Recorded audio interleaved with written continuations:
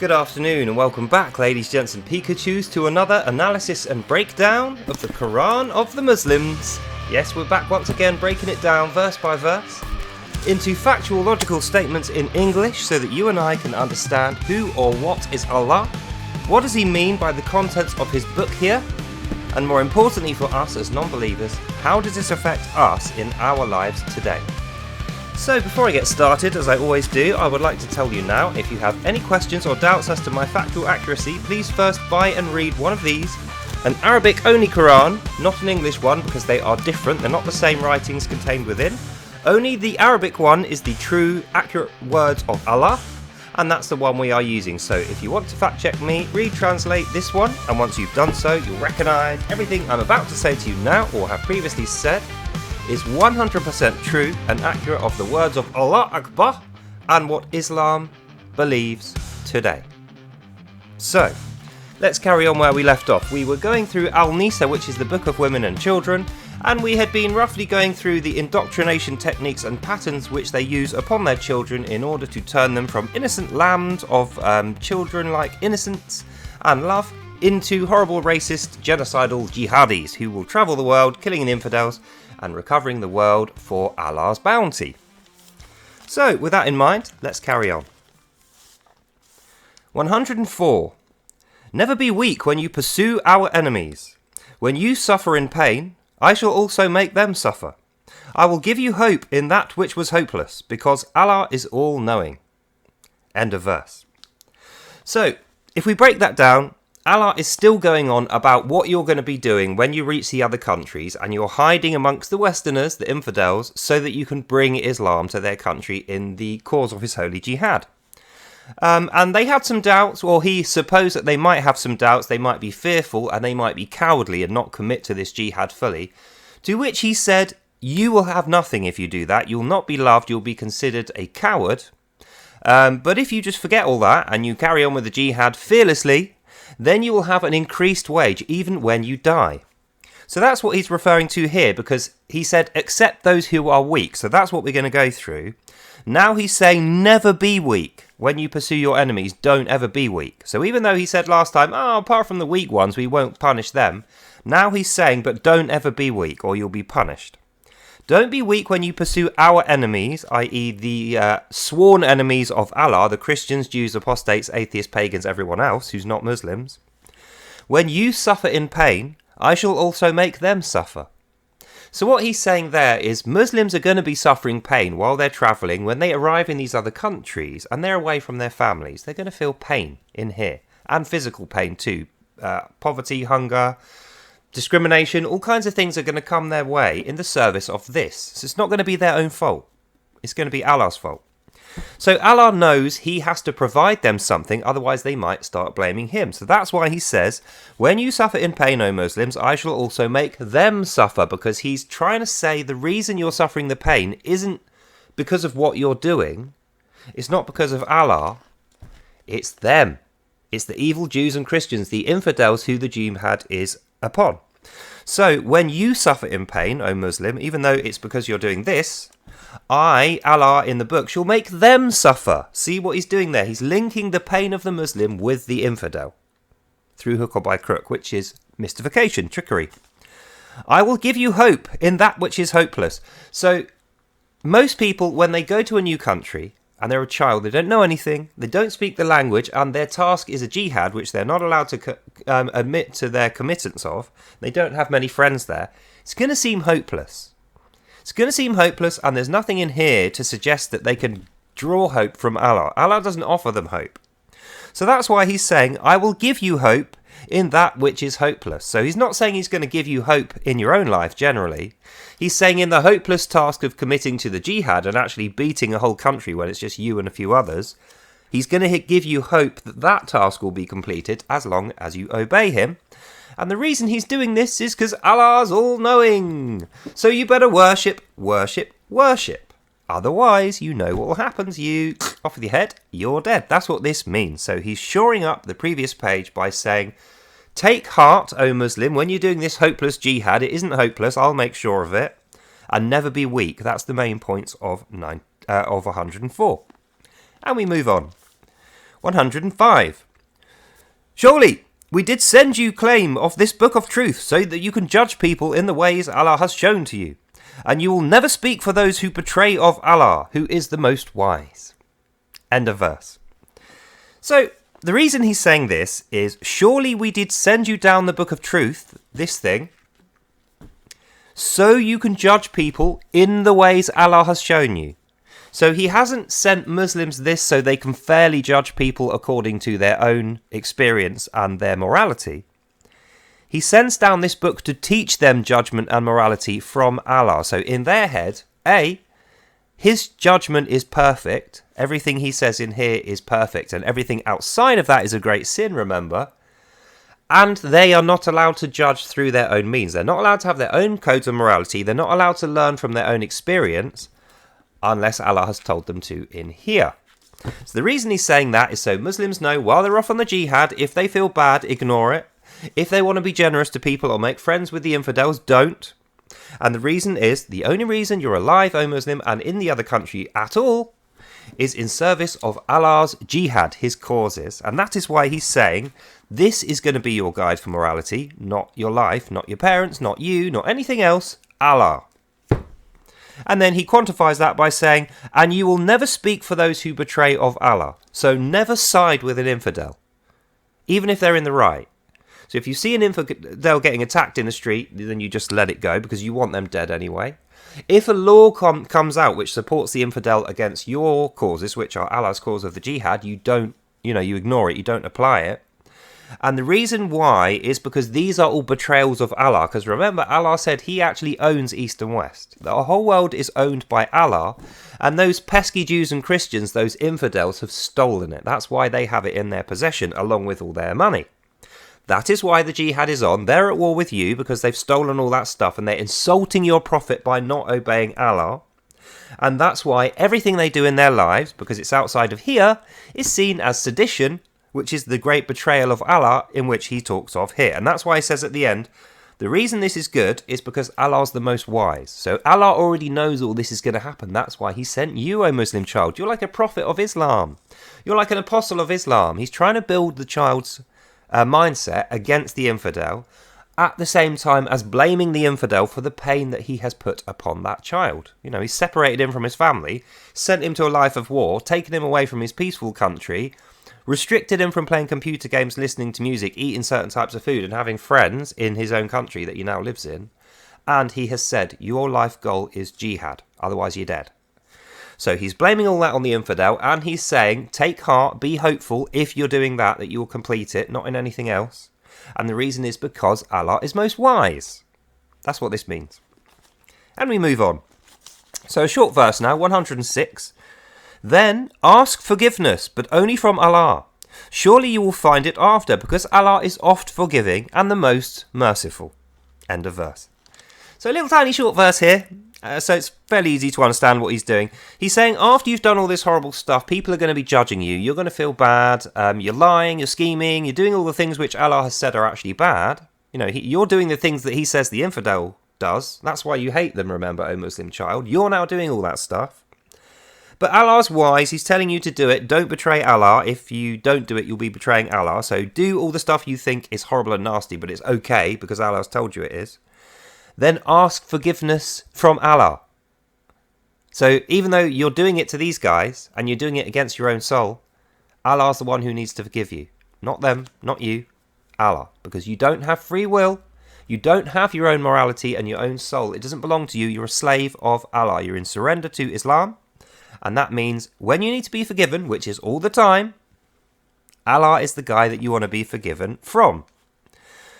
Then he finishes off by saying, this is because Allah is oft forgiving. So it means Allah is going to keep forgiving you over and over because you're constantly going to be fornicating and sinful and getting things wrong. And even though you've committed your life to his jihad, and that's all you're doing, and we've already gone through how this is causing you pain and you don't agree with it, you think it's bad, but you're doing it anyway, Allah's going to forgive you again and again and again. And this is testimony and proof that he's the most forgiving, even though clearly if you're a Christian, he isn't forgiving at all.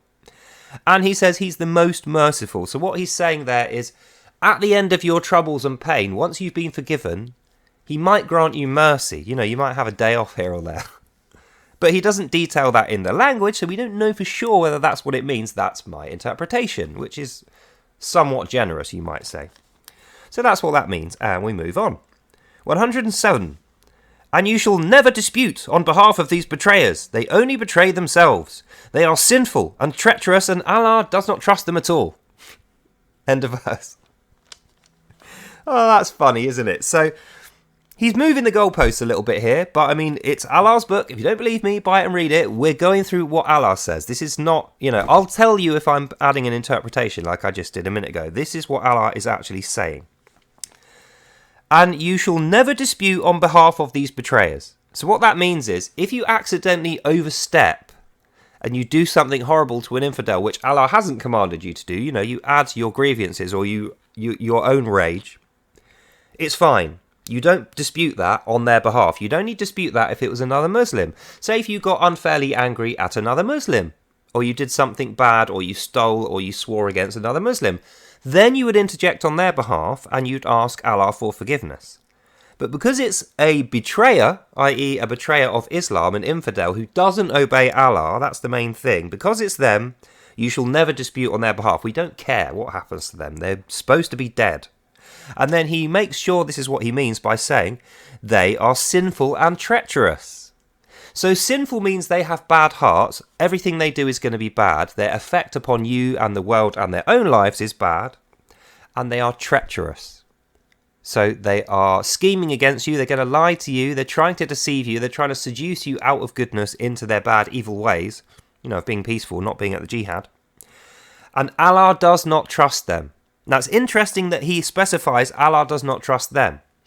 Because we know from his earlier writings, Allah created them to be that way. He blinded their eyes and lights that path for them. And he wrote that path for them in the beginning. So the reason, if you believe in this, the Quran of the Muslims, that they are like that and doing that is because of Allah. Allah's mind controlling them with Allah disease as well. So if they try and stray from the path that he's given them, which they're doing, he will mind control them. Mind control them with Allah disease back towards it. So to say he does not trust them, despite the fact that they're doing everything that he has written, if you believe the Quran, actually says he doesn't trust his own judgment. That's the only way that you could make sense of that. So Allah's written their path. Allah and Satan are both deceiving them to make sure they stay on the path, and they were born of evil souls. The path is sinful, but Allah's made it for them that way, because everything that is happening is Allah's will, is what he said. So if it's Allah's will that they're doing that, but he doesn't trust them, then it means he has created them to be untrustworthy, despite they're doing everything he wants them to do, and they're doing it perfectly because it's in his will. So that means Allah has purposely created beings of distrust so that he can hate them and not trust them. And if you think about it, in order that you follow his jihad, O children Muslims, he needs you to not trust those guys. So if he has indeed created the world, the only reason he's created the infidels is to manipulate you into war. And we know because he said in Al-Imran, and I quote, Allah's will is warring nations. All pain and grief upon the earth is his will. He could stop it any time he wants, but he will do what he will do, and he doesn't want to. That's what he said in Al-Imran. So we know from this, even though the children maybe won't be reading into this as far as I am, being as I am an old adult, I've had time to think about it. This entire setup from Allah in his Quran of the Muslims is completely and utterly designed to enslave the mind of his Muslims from a young age, to drive them to war against the infidels in order that they can be killed, and arrive in hell having murdered or been murdered. That's entirely the point of this book, which is interesting how he calls it a religion of peace, isn't it? Because if you think about it, how he intends to achieve this peace is by wiping out humanity in whole. Having half fight the other half through this distrust, this generated vision of a jihad, and then the end times genocidal prophecy when everybody is dead occurs in his created paradise once it's been created by the deaths of all the infidels and then the Muslims. And the women being in chains and the men all being dead. So we could tell it's not a religion of peace, it's actually a religion of death and slaughter, and the peace occurs after because there's nobody left to make any noise. So the peace is only upon Allah. Not even Muhammad, no other Muslim, no other infidel, no human being gets the peace, only Allah gets the peace. And we move on. 108. They can only cover themselves from other people. They cannot hide themselves from Allah's wrath. He watches them as they counsel in their homes at the end of each day, and it angers him. Allah did plan for all they do and does misguide them. End of verse. So why would he be saying this? In consideration of what we already know about him planning the thing and, making the sinful people on purpose and then leading them into sin and not trusting them to do it properly. They might be good, so he has to constantly misguide them. Why, with that in mind, would he then be saying they can only cover themselves from other people? They cannot hide themselves from Allah's wrath. So what he's saying here, even though it sounds like he's saying if they don't do what they're told and turn to Islam, then they'll suffer his wrath. No, what he's saying is when they're doing the sinful path, which they are doing, because remember they're mind controlled into it and their eyes are blinded and that's what he wants them to do. While they're doing that, if they try and hide from that or cover up the fact that they're doing that, Allah's still going to be angry with them. They're still going to be under Allah's wrath. They can only hide that sinfulness from other people. They can't hide it from you, O Muslims, is the point. And Allah's going to be angry with them either way. That's why he's saying that. And then he says he watches them as they counsel in their homes at the end of each day. So after they finish doing the sinful path and they're at home with their families, just relaxing, with their kids and their wife, or they're in bed asleep, this angers him. So when they're not doing the sinful path, when they're at home doing nothing, being peaceful, that angers him. He doesn't want infidels being peaceful at home doing nothing. He wants them out doing the sinful path so that the Muslims will have a righteous anger against them. Again, we see he is setting brother against brother so that he can organise his end times genocidal prophecy, the Jihad, which is the goal of this religion. Then he finishes off by saying, Allah did plan for all they do and does misguide them. So he's admitting here, this is his plan. Muslim children being brainwashed and sent to a jihad against guys who have no free will and are tricked into sin and then punished if they try and stray from it and blinded if they try and disobey it. That's all Allah's plan. Allah did plan for all they do. All they do. Not just that bit, not just the sleeping at night being peaceful. Whether they turn away or not, it's all in Allah's plan that happens. And he does misguide them. So usually he blames Satan for misguiding them. Here, verse 108 in Al-NIISA, he is saying he misguides them as well. So now we know Allah and Satan are working together to misguide the infidels. That's clear. That's in scripture. And we move on. 109. Here are they who refuse obedience to only Allah, the infidels, and dispute what he has ordained upon his day of resurrection.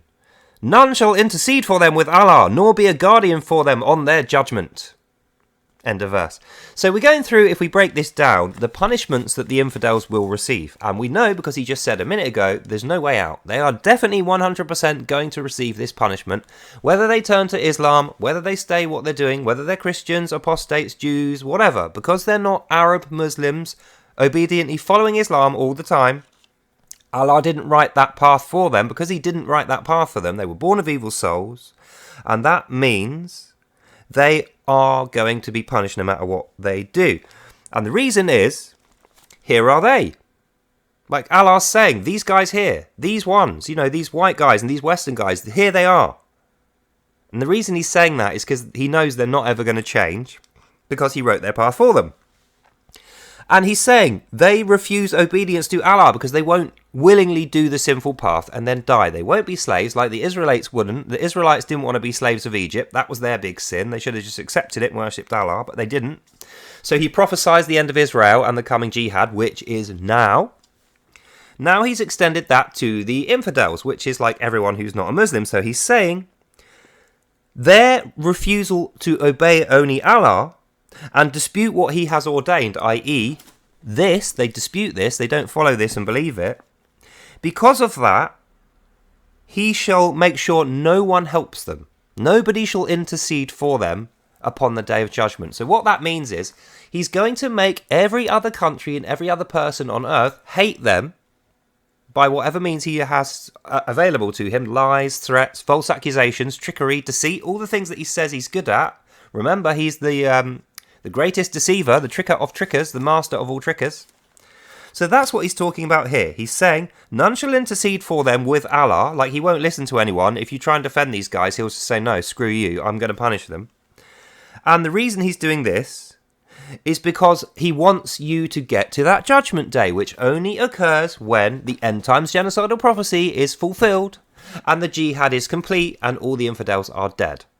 So never let a Muslim tell you that a jihad is just a defensive war when they get invaded in their own country, because we know through Al-Baqarah, Al-Imran, and now Al-NIISA in the Arabic Quran, Allah is expressly telling you the jihad is not for your own countries.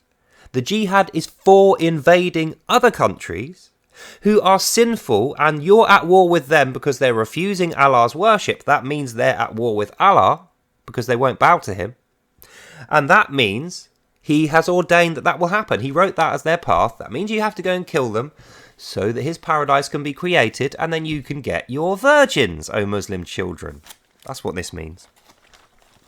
And it's got to be said, he hasn't been mentioning the virgins for a little while here, so I think he knows the children's eyes are going to be glazed over with fear at this point.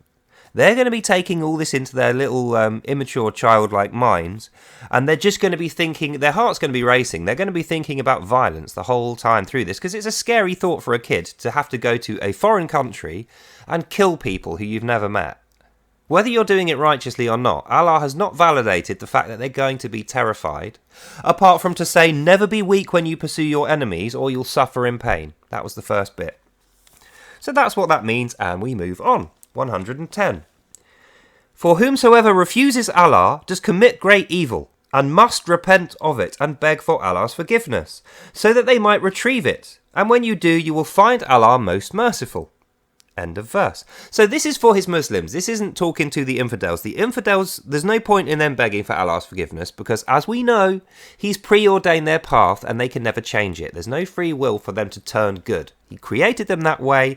He doesn't trust them because he created them untrustworthy, and he made them that way so that the Muslims would have someone to go and kill, so that they could invade the other countries, so they could complete his holy jihad. That's the only reason they exist in Quran morality. So that's why he says, whomsoever refuses does commit a great evil. So if you don't go to the jihad, like he's commanding you in his Quran or the Muslims, if you don't do that, O Muslim children, and you refuse to go and kill people, as he said twice previously, you are committing a great sin.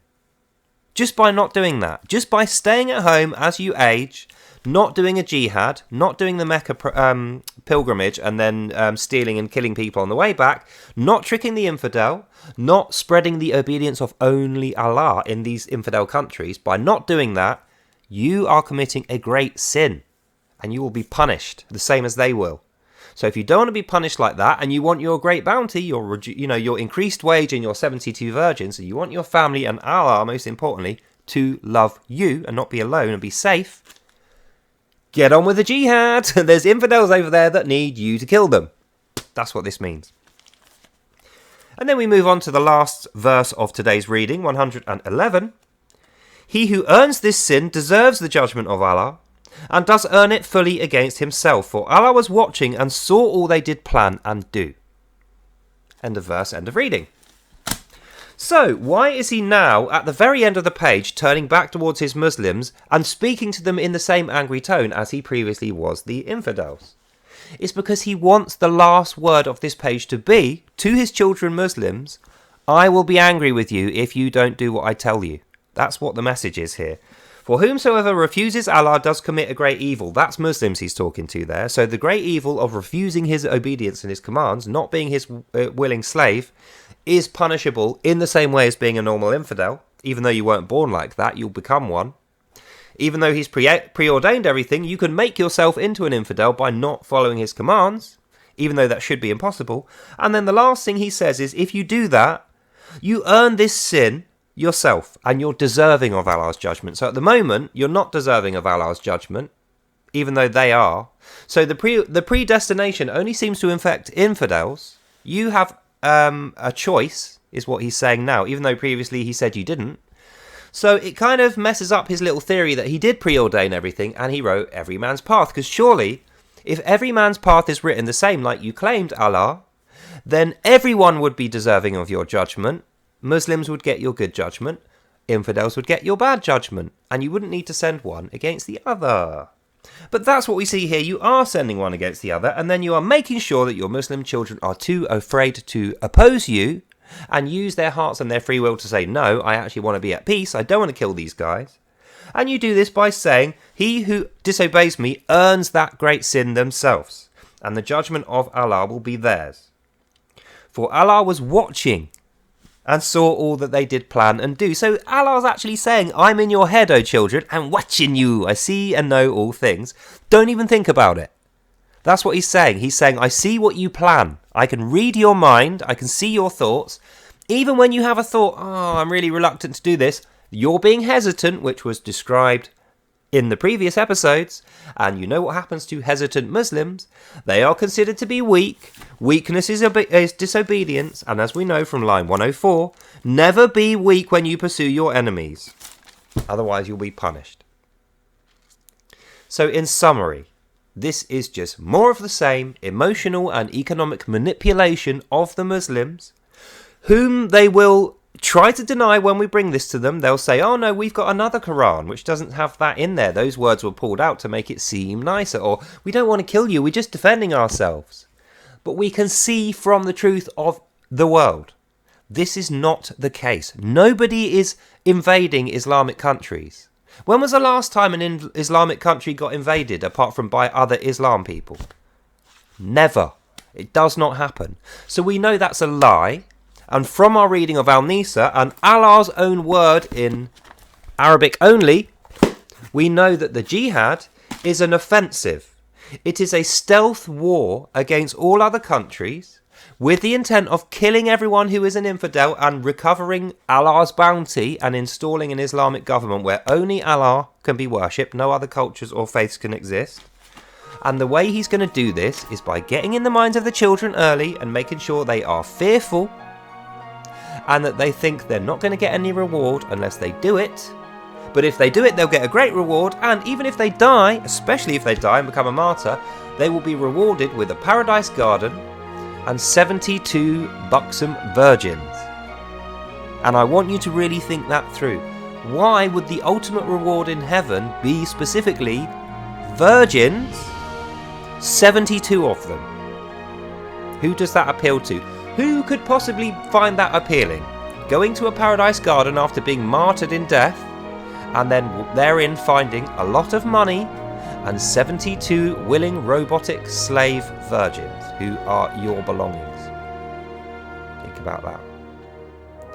And that's the end of this video. So I hope you enjoyed that and you learned something. God bless you all, and I'll see you in the next one. Bye now. And on a separate point, if you have 72 of them, what is the appeal of a virgin when you are already dead and you're not going to have another family? Just a thought. Anyway, that's all for today. God bless. Have a great evening, and I'll see you in the next one. Bye.